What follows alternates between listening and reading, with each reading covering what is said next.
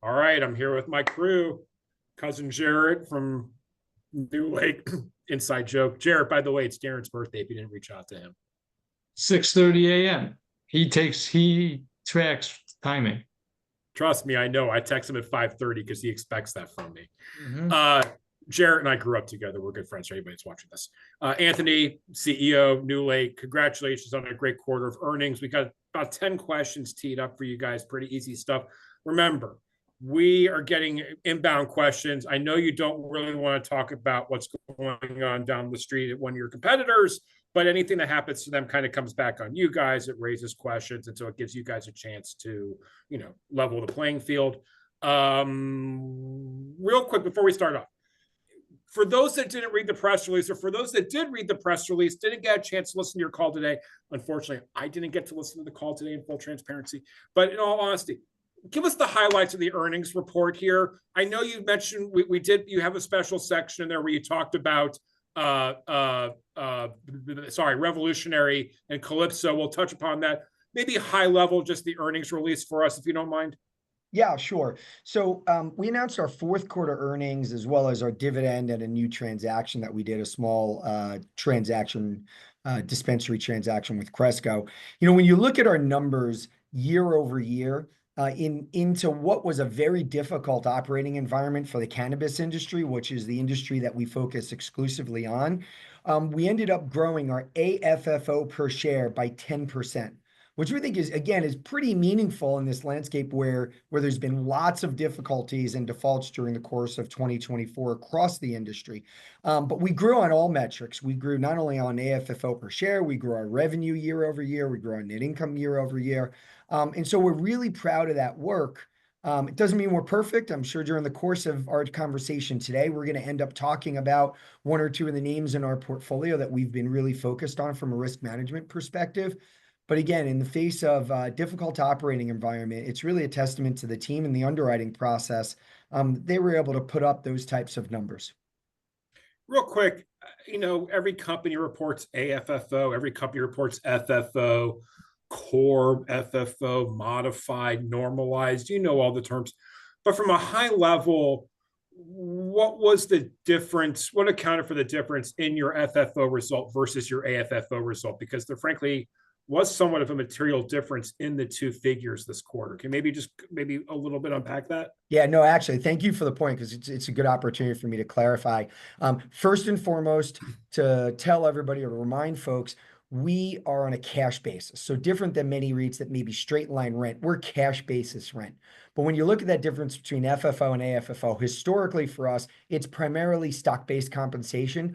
What happened in the fourth quarter, in addition, was a write down of an asset that we had. It was warrants in this company we'll end up talking about later, called Revolutionary Clinics. That tenant had some issues back in 2023. In the fourth quarter of 2023, we announced a resolution to the difficulties with them. And part of that resolution was us receiving warrants in the company.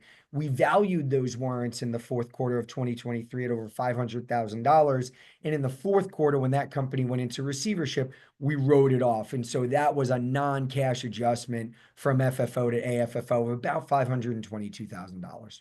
So it's not because Jared just got a nice bonus in his executive compensation. He's driving around a Bentley in Chicago right now. Is that correct? You sure better not be.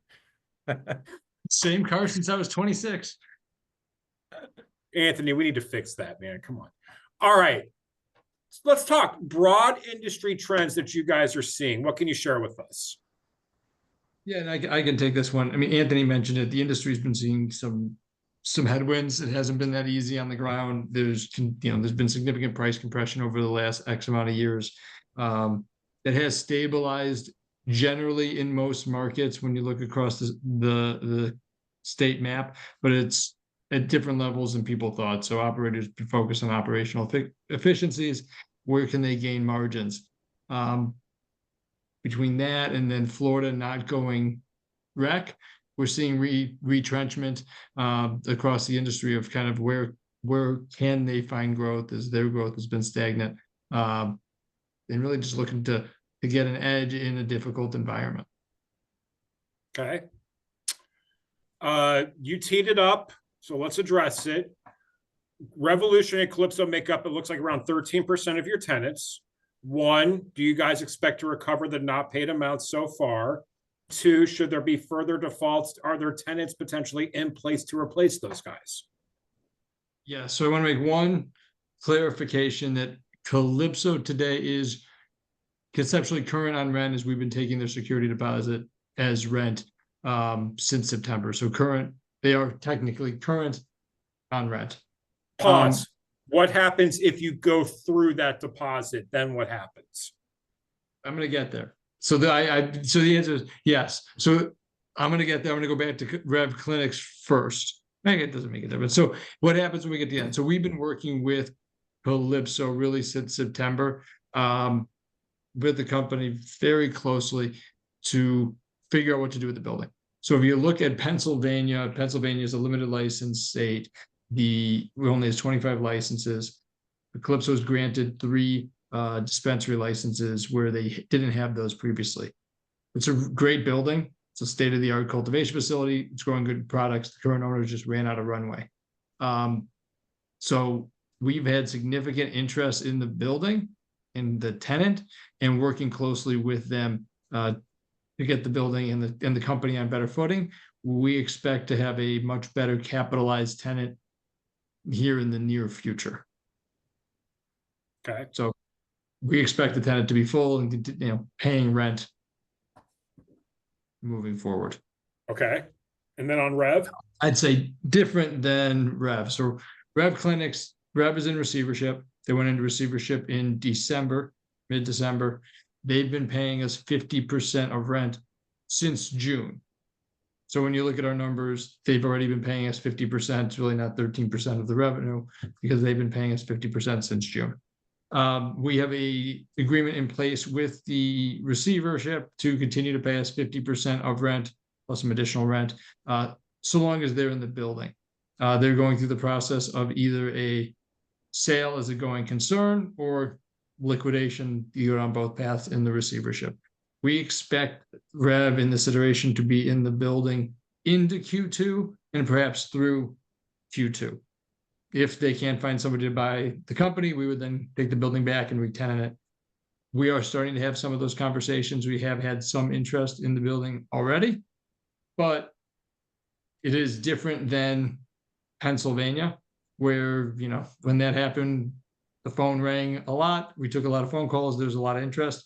Massachusetts is a much harder market today than Pennsylvania. So I think it's going to be the process to replace them will be different than the process to replace Calypso. Okay. And I'd like to make a clarification, David, on the 13%. Yes, and it squares to the chart in our deck, but since Rev was paying 50% during Q3 and Q4, if folks were to look at our revenue in Q4 as an example, and if we receive no more rent from Rev, it's not going to be to the extent of the 5.7% because they were already paying half. So really in the Q4, they represented, call it 2.5 to 2.7% of the revenue in the quarter. Okay. And if we have any follow-ups, we'll come back to you on that. The other topic we've talked about a lot, obviously, is PharmaCann. Now, I know you guys have a completely different exposure, if none at all, too. But, PharmaCann is an overhang, obviously, for you guys because of what's going on down the street. Can we talk about that? Yeah, it's one of our smallest exposures at just over 1% of the portfolio. And what we have with PharmaCann are dispensaries. And if you look at IIPR and their disclosures, they talked about the dispensaries in their portfolio receiving rent. The issue was with the cultivation facilities. We just announced our fourth quarter, as we all know, and we disclosed in the fourth quarter. The only two that there were issues with were Rev and Calypso, as we've only talked about here. So I think that it's fair to say that this issue is really more specific to IIPR than it is endemic across everything with PharmaCann. And there's an analyst that put out a good piece articulating to the marketplace what rents are on a per square foot basis. And it really showed how some of those cultivation facilities had a per square foot rental rate that was really, really high relative to, say, other assets within IIPR's portfolio, or most notably, when you look at our portfolio and you look at our per square foot rent, it's much more in line with what we think can support the cash flows of the platforms, which is one last point I want to make on this. When you look at our underwriting approach, we focus on a number of key attributes, but one specifically is our EBITDA coverage. And we disclose EBITDA across the portfolio on a quarterly basis. And I think that when you're focusing on underwriting a property that can withstand price compression and still pay the rent, you're likely going to minimize the issues. And I think our portfolio has borne that out over the last handful of quarters. Which analyst was it? You just mentioned an analyst wrote this note. Pablo Zwanich. It was Pablo. Okay, I can get his note. It's a December piece that he put out. Okay, I should be able to pull that down. So if anybody wants to see that, just shoot us a message. I think I can get my hands on it. So if you can't, I could forward you the link. He'd be happy to have it distributed. Okay, thank you. So we did get a question about some overlap with IIPR. Maybe just to check in to see if you guys are on track and what they won't see the same sort of issues that is going on at IIPR. So maybe just reinforce kind of what you just said.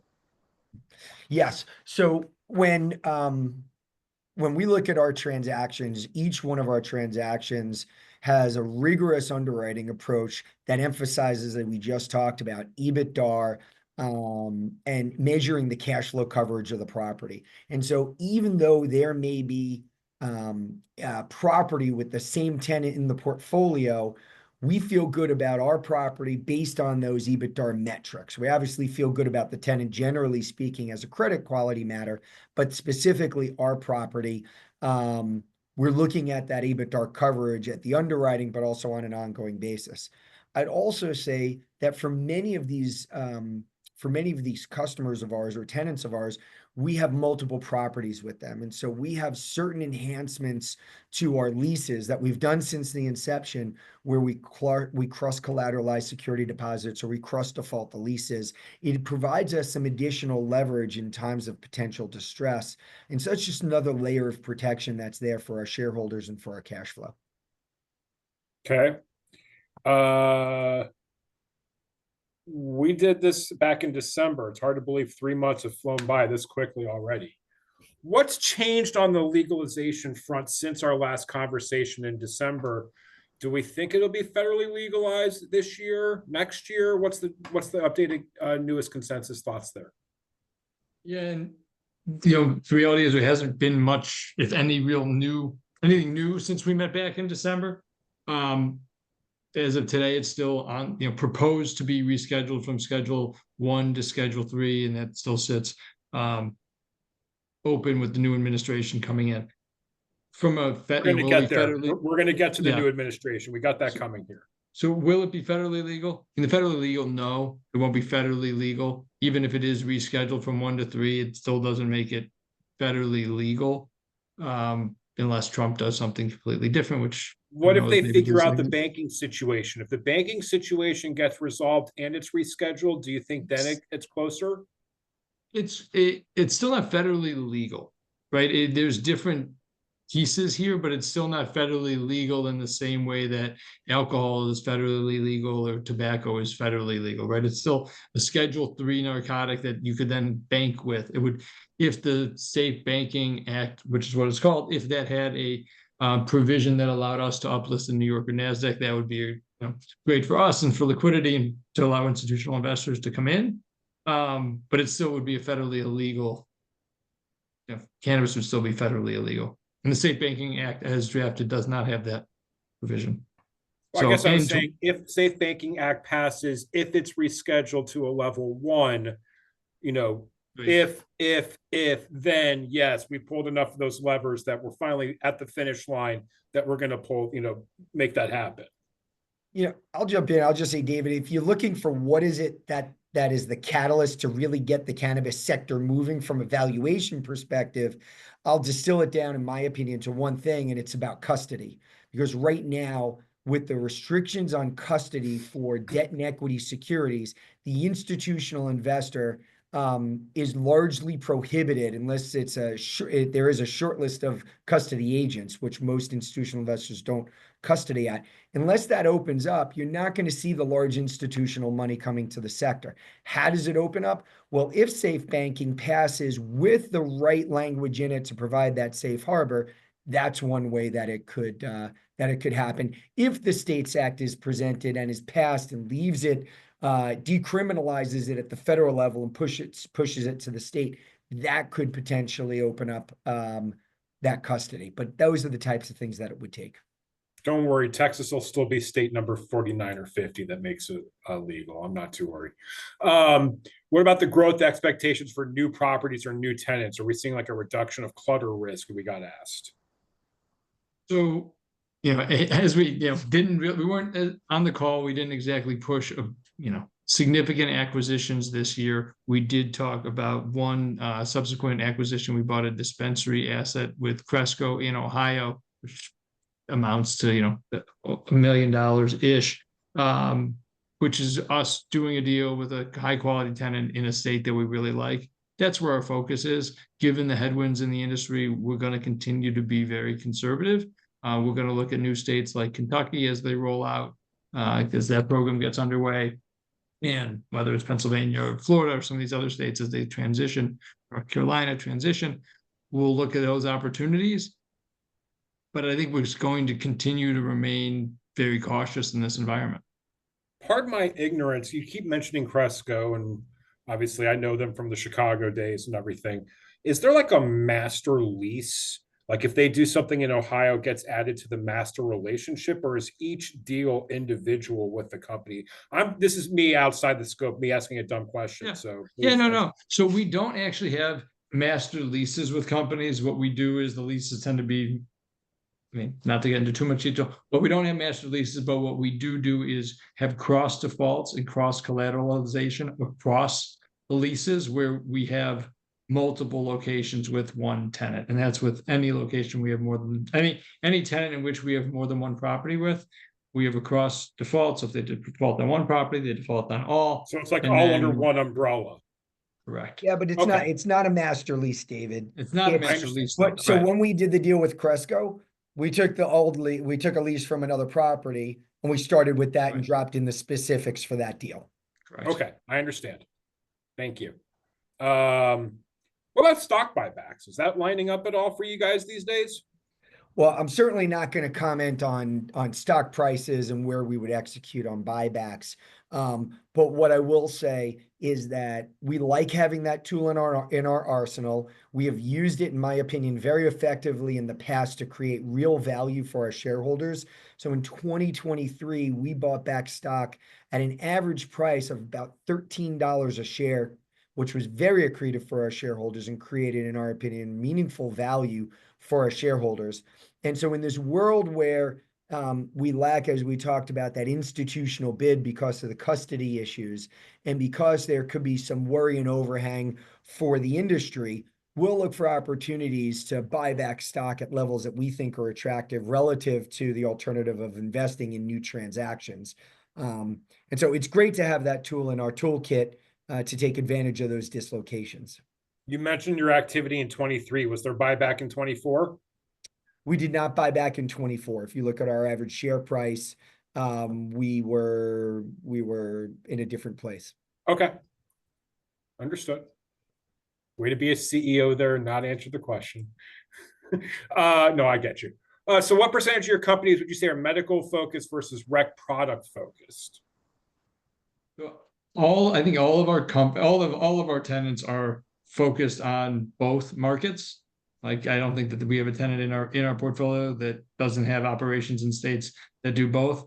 From a geographic perspective, if you look at our top two states, it's Florida and Pennsylvania, accounts for like 40-ish% of our rent, and those are both medical only markets. So that does, from a general rent perspective, shows you where that focus is. But from a tenant perspective, everybody's in both. All right, now comes your favorite. You teed it up earlier. Let's talk politics. Yeah. Anthony, have you talked to the new administration yet? Do you think you're going to? Do we think the political climate towards the industry changes at all? Do you see any structural risk due to new policies or anything like that? Yeah, listen, these are good questions, and I have to start the whole conversation with, we just don't know. When you look at the leadership of this administration, Donald Trump last year expressed support for what was at the time Amendment 3 in Florida, so adult use, letting adults make the decision. He expressed support for moving marijuana to Schedule 3, support for the States Act, and support for the Safe Banking Act. And so now we enter this administration with the president having that stated support. And then you look at the picks in the administration, and most of them have been decidedly what one would call prohibitionists and have historical track records of being resistant to cannabis type reforms. However, we've not heard any of them make any real commentary about cannabis policy since they've been in these positions. And so what we're doing is, instead of speculating, we're really going to watch what the statements are so we understand what these individuals in their new capacity within this administration, how they plan to move cannabis policy forward or not over the next couple of years. Now, I think we'd be remiss if we didn't talk about priorities. I think it's very clear that this administration is focused on foreign policy, economic policy, the fentanyl crisis in the United States. And so when it comes to the expectation for marijuana reform, I just don't know that it's going to rise to the level of something in the first 100 days. And I don't think any of us should expect that it would rise to the level of the first 100 days. I think we have to be patient. We have to look for those policy commentaries out of the Department of Justice, out of the DEA, out of the HHS, and out of the Veterans Administration. And so it's nobody knows at the end of the day, right? A lot of people are going around saying, oh, I heard this, I heard that. Nobody really knows, and we'll have to watch it. What I would highlight also for you is, beyond the administrative vein, there's also legal tracks that are really interesting to watch. Notably, there are a number of federal circuit courts that have ruled the Controlled Substances Act unconstitutional relative to the ban on possessing firearms. You've had one federal circuit court say it is constitutional. So what do we have? A Supreme Court that's supposed to rectify these differences of federal circuit court opinions. The NRA even weighed in earlier this year with a commentary, a short but a very to the point commentary around the federal government taking away Second Amendment rights for people who are complying with state cannabis laws. So it's something for everybody to watch. And then there's some other legal actions that are going on that could be interesting. So it's not just legislative, it's not just administrative. There's also the judiciary that we should watch. So put a pin on this and revisit this a year from now, and let's see how things have changed, is what kind of saying. I got one more for you that actually I didn't put a slide towards, but I was just thinking about this. We've been hearing, whether it's from Kramer or from the companies themselves, alcohol consumption is down, especially in some of the younger generations. Alcohol is kind of, I don't want to say going by the wayside, but alcohol is losing some of its luster while cannabis continues to rise, or other products, mushrooms, combined products, etc. What's your thoughts about that? Again, as a CEO running a cannabis REIT, what's your thoughts about the alcohol versus cannabis discussion that's going on out there? We think it's real. We have data in our investor deck. So if folks want to go to newlake.com and hit the investor page, in our investor presentation, we have a chart that talks about charting cannabis use and alcohol use. Certainly in that younger demographic, you're seeing that shift. And what's also interesting is dry January has become very popular amongst a younger cohort. But yet when they talk about being dry, it's really relative to alcohol, and people are replacing alcohol with cannabis in dry January, which is really another entry point for individuals to the category. And so I think it's a long-term trend, but I'd be remiss, and the reason you heard the hitch in my voice is if I didn't mention hemp-derived THC. I think this is another product category that, while hemp-derived THC is legal under the Farm Bill, and the loophole might be closed, it's creating a product set, cannabis-infused drinks, or hemp-derived THC drinks, that is training a younger generation to move from, let's say, a spiked seltzer to a THC-infused drink. And I think over time, that's just going to be another reason people will move away from alcohol to more THC-oriented products. All right, I'll tee you up with your last question. This is about as easy as it gets. I ask you this every time, and we're going to do it again. Why NewLake versus another cannabis REIT, and what is the value proposition of NewLake today in 2025? Yeah, and here again, I'd point folks to our investor presentation. We have a page in there about what we think is our relative undervaluation in the long-term opportunity. So I think the quality of our portfolio and the performance it stands apart from the rest of the competition for folks that provide capital into the sector. I think we've demonstrated that not only do we have a good underwriting approach, but our proactive approach to managing issues that arise in the portfolio has allowed us to maximize the returns. We've never said we'd be perfect. Quite frankly, in a portfolio of net lease properties that have an average duration of around 14 years, you're not going to be perfect, but it's really about how you handle the issues when they do arise and how you take what we call the NPV approach, the net present value approach, to maximize value for the shareholders in the face of that adversity. And I think we've scored well in that regard. And again, I point to our earnings and I point to our AFFO per share growth of 10% year over year in 24 in the face of a very difficult operating environment for the cannabis industry. You look at our AFFO multiple relative to some of our peers. You look at our price to NAV multiple relative to some of our peers. And I think it's a real opportunity, given the quality of our underwriting process and the quality of our portfolio, to acquire NewLake, enjoy a dividend. Our dividend has been increased, is up 79% since our IPO in 2021. We have an AFFO payout ratio of 83%, even with the Revolutionary Clinics paying 50% in the fourth quarter. So there's ample cushion there to maintain that dividend. We have 2.6% annual escalators, plus ample capital through our $90 million credit facility to continue to grow and add AFFO to the business. And so, we have what we believe is a stable and well-protected dividend. We have a quality book. We have the opportunity and capital for growth. And really, from a retail investor perspective, very rare that a retail investor can step in front of institutional investors. And it's because of that custody issue where I think retail investors can step in here, a very attractive entry point, wait for the catalyst that we talked about. And it could take a year or two or more for those catalysts, but you're getting well paid. If you look at that dividend yield, you're getting very well paid to wait for that catalyst with good protection to the dividend. And I'll close out my soliloquy here, if I may call it that, with the perspective around dividend yield. And so when people see a 10% dividend yield, the first thing they think is it's one of two problems. Either you have a crap portfolio or you have a leverage issue. Well, we just talked about the portfolio and the dividend coverage. So it's not that we're expecting to see this dividend cut imminently, or we've got these looming issues. So it's not a portfolio issue. So is it leverage? Well, we only have $7.6 million of debt on over $430 million of assets. 0.2 times debt to EBITDA, 0.2. So it's not a leverage problem. So then people always say, Anthony, well, what is it then? Why are you trading at such a dividend yield? I bring it back to that lack of institutional build, which is the real opportunity for the retail investor. Dude, that was awesome. Biased or not, that was fantastic. That was a great soliloquy. And that alone right there is the solid proposition. All right, John asked one quick question, then I'm going to let John go, and I want to talk to you guys. But thoughts on medical cannabis increasing with an aging boomer population? Jared?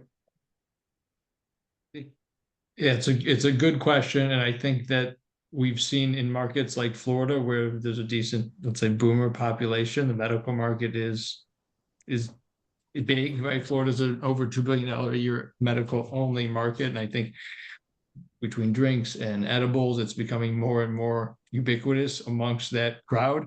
But what we have seen is, even when it is being used for medical purposes, and I think that's been the biggest surprise for me in the industry, is how many people do use it for medical purposes. And you go to a store in a more rural area at 11 o'clock in the morning, and there's a line out the door, and it is boomers. You think it's a 22-year-old in a hoodie, and it really isn't. It's people using it for medical purposes. You mean guy going to the fish concert? Is that what you're getting at? They might. I mean, they might. That's what everybody assumes, and then you show up there, and it's like a woman with a cane. It was fascinating to me. And there was in first Litchfield, Illinois, and I kind of couldn't believe who was in line.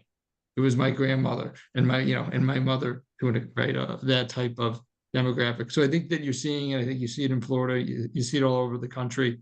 But you also see, as these states transition from medical to adult use, it becomes ubiquitous. Medical sales do tend to drop because more people are buying it from the adult use side of the market. But I do think, there's clearly a good medical use for it, and people are utilizing it all over the country. Yeah, I was going to chime in. Let me leverage the 2 points I was going to make. One is on this medical state that converts to rec. People tend to gravitate, even though you may lose some of even though you may be taxed higher in the rec market, you don't have to maintain your medical card. And so it's just easier for people to go to their local rec store and not have to do a card. So you see those go down. The other one is, if you look at Georgia is a very, very tiny medical market. If they do go through with expanding some of the conditions that they'll allow for, and some of the form factors, and if Texas ultimately gets a real medical program, you're going to see real growth in those specific states for a medical program. But ultimately, it'll be adult use, and the tax incentives to stay in the medical channel just, I think, end up not being compelling enough. John, did we answer your question? I want to make sure we got that right for you. We put him to sleep. Okay. You did. Well, Thank you. Jared, Anthony, thank you so much. I know you guys have had a really busy day, and we really appreciate you taking 45 minutes out of your crazy day to chat with us. I know our audience, as we post this out, are going to be very appreciative of all of your comments, and we're really lucky to have a great relationship with you guys, especially as you're in this growing phase, as we keep talking about here. So if we have any follow-ups, I'll be sure to follow out, but thank you again. Don't sign off yet. But thank you so much, and we'll talk soon. So I'm going to stop the recording.